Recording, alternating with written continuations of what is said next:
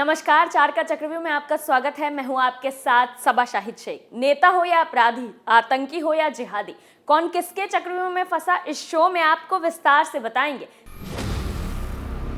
चक्रव्यूह में आज सबसे पहले बात नायब तहसीलदार हिम्मत बहादुर के बिगड़े बोल की। बेअदब हिम्मत बहादुर की देखिए हिमाकत, मंदिर जाने वालों को बताया बेवकूफ, साथ ही कहा राम मंदिर है दुकानदारी। दूसरी खबर में बात नरेश टिकैत की, जिन्होंने सरकार को चैलेंज करते हुए कहा अगर 10 फरवरी तक गन्ने का भुगतान नहीं हुआ तो वो आत्महत्या कर लेंगे। तीसरी खबर में बात हिजाब विवाद की, ड्रेस कोड लागू फिर भी बुर्का पहनकर पहुंची कॉलेज, एंट्री नहीं मिली तो काटा बवाल। चौथी खबर में बात नकल करवाने वाले सॉल्वर गैंग की, जिस पर अब पुलिस ने तगड़ा नकेल कसा है। तो चलिए खबरों से आगाज करते हैं और सबसे पहले बात उत्तर प्रदेश के गाजीपुर जिले में सेवड़ई तहसील के नायब तहसीलदार हिम्मत बहादुर की। उत्तर प्रदेश के गाजीपुर में एक अधिकारी का विवादित बयान सोशल मीडिया पर वायरल हो रहा है। जरा हिम्मत बहादुर की हिम्मत तो देखिए, मंदिर में आस्था को बताया बेवकूफ और अयोध्या राम मंदिर को डंके की चोट पर दुकानदारी बताया है। इस दौरान नायब तहसीलदार हिम्मत बहादुर ने कहा कि अयोध्या में बनने वाला राम मंदिर डंके की चोट पर कहता हूं कि दुकानदारी है। इस बात को जहां भेजना है भेज दीजिए, मैं किसी से डरने वाला नहीं हूं, इतना कमजोर नहीं हूं।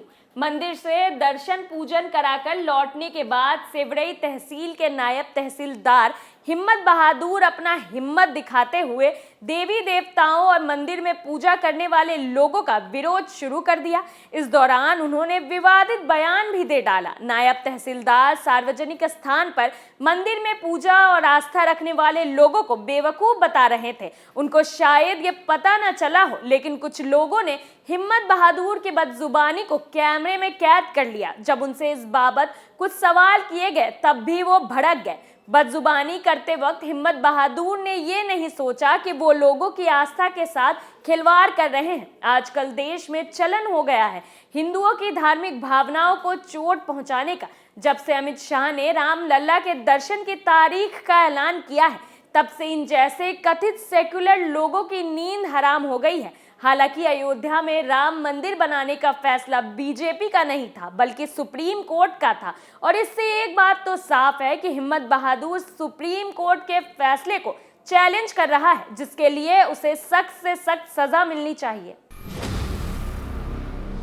दूसरी खबर में बात नरेश टिकैत की, किसानों का पिछले साल का पूरा गन्ना बकाया भुगतान 10 फरवरी तक हो जाएगा। 20 करोड़ रुपए जनवरी के महीने में किसानों के खाते में पहुंच जाएंगे। लेकिन नरेश टिकैत का कहना है कि अगर 10 फरवरी तक पिछले सत्र का गन्ने का बकाया भुगतान नहीं दिया गया तो वो चीनी मिल के गेट के सामने आत्महत्या कर लेंगे, जिसकी जिम्मेदारी मिल और प्रशासनिक अधिकारियों की होगी। उन्होंने कहा कि बीजेपी की सरकार में किसान के हालात बहुत खराब हैं।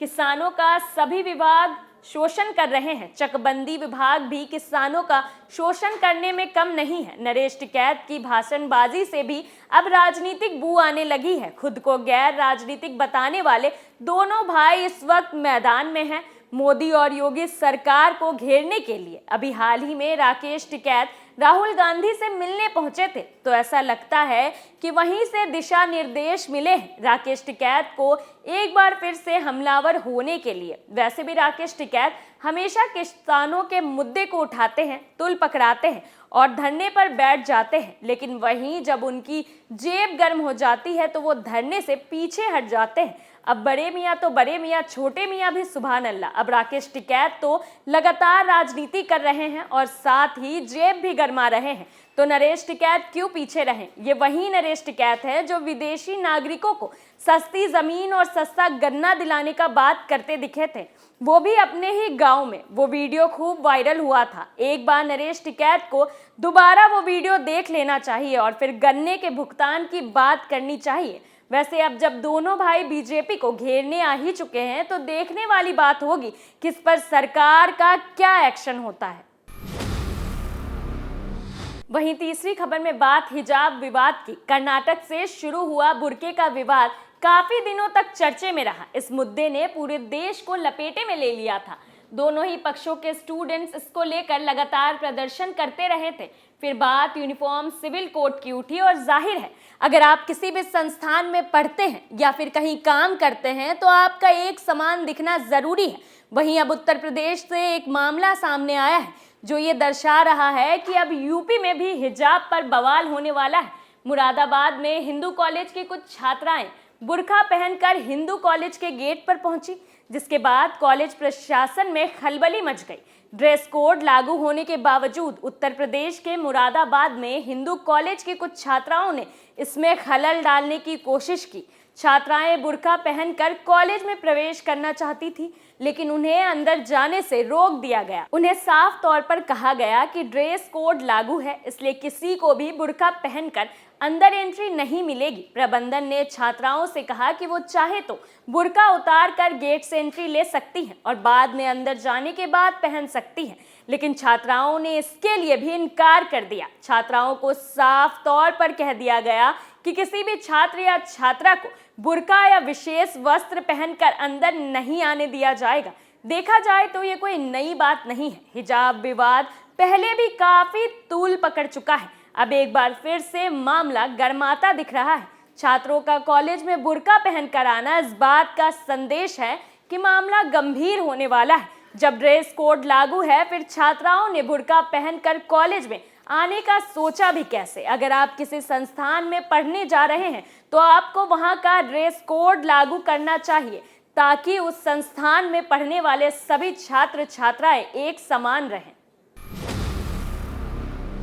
चौथी और आखिरी खबर में बात सॉल्वर गैंग की। इन दिनों देश का हर युवा चाहत रखता है सरकारी नौकरी पाने की, और वो इस नौकरी को पाने के लिए किसी भी हद तक जाने को तैयार हो जाते हैं। ना उन्हें प्रशासन का खौफ होता है और ना अपने भविष्य को दांव पर लगाने से ये लोग डरते हैं। अगर ये लोग पकड़े जाते हैं तो इन लोगों का करियर बर्बाद हो जाता है और ऐसे लोग भविष्य में कोई भी परीक्षा नहीं दे सकते। लेकिन इसके बावजूद भी अभ्यर्थी नहीं डरते।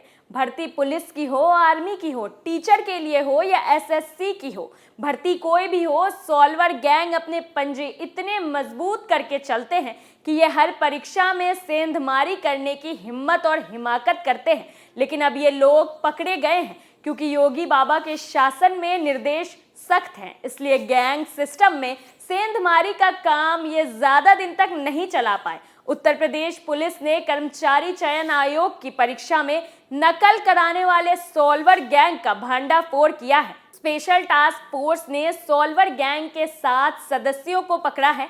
यह आरोपी एसएससी की ऑनलाइन एग्जाम में नकल कराने के लिए अभ्यर्थियों से मोटी रकम वसूलते थे। परीक्षा केंद्रों पर अभ्यर्थियों की जगह सॉल्वरों का बैठाकर सारी गड़बड़ी कराई जाती थी। पुलिस काफी दिनों से इस गैंग की तलाश कर रही थी। इसी सिलसिले में एसटीएफ का गठन किया गया था। एसटीएफ ने एसएससी जीडी की ऑनलाइन परीक्षा में गड़बड़ी करने वाले गैंग को पकड़ा है। अब इनकी अच्छे से क्लास लगने वाली है। चक्रव्यूह में मेरे साथ आज के लिए इतना ही।